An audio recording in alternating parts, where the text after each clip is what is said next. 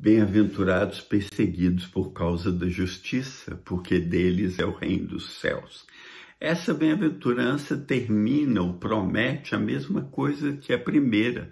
Bem-aventurados humildes de espírito, porque deles é o reino dos céus, mostrando que elas formam um ciclo fechado, ou seja, ela começa e termina no reino dos céus.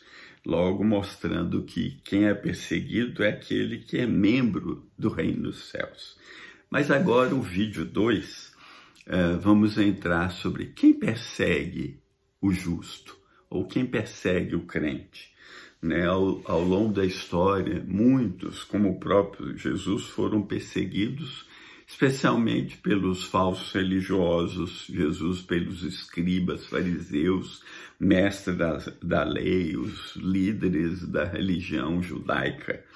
E eles, depois de Jesus, através da história da igreja, muitos foram perseguidos por outros irmãos que professavam ter a mesma religião, mas isso aconteceu também com Paulo. Ele foi violentamente perseguido pelos judeus que eram seus irmãos, e até irmãos que tinham se convertido queriam a prisão dele quando ele foi preso em Jerusalém no final, quase no final da carreira dele lá.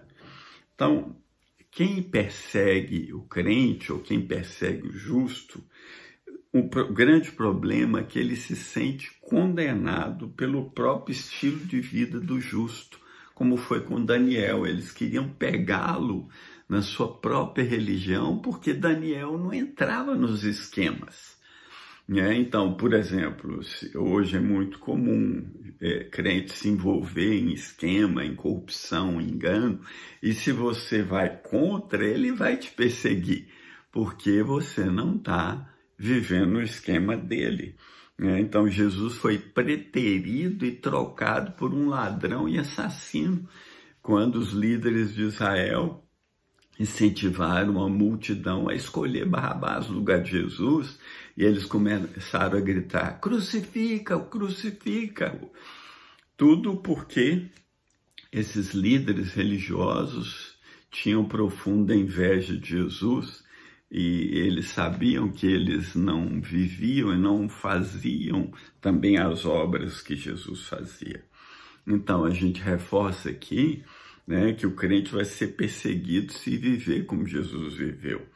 Foi assim também com Estevão, que foi apedrejado porque estava pregando o evangelho da glória de Deus, falando a verdade aos religiosos, e eles trancaram os dentes, trilharam os dentes, trancaram os ouvidos para não ouvir, porque a verdade que ele dizia era tão contundente que isso trouxe muito problema para Estevão, que o levou a ser apedrejado.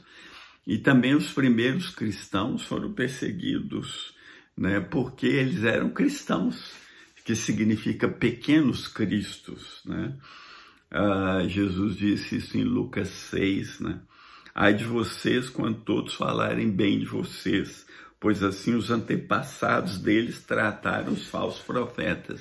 Quando é um verdadeiro, quando alguém que vive para a glória de Deus, prega o evangelho da verdade, não vão falar bem dessa pessoa, vão começar a falar mal.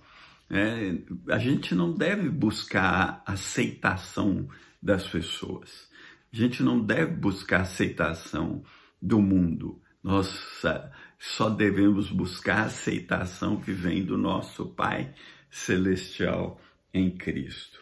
Então, esse tipo de pessoa que persegue o justo. Então, e quem é o justo que eles perseguem?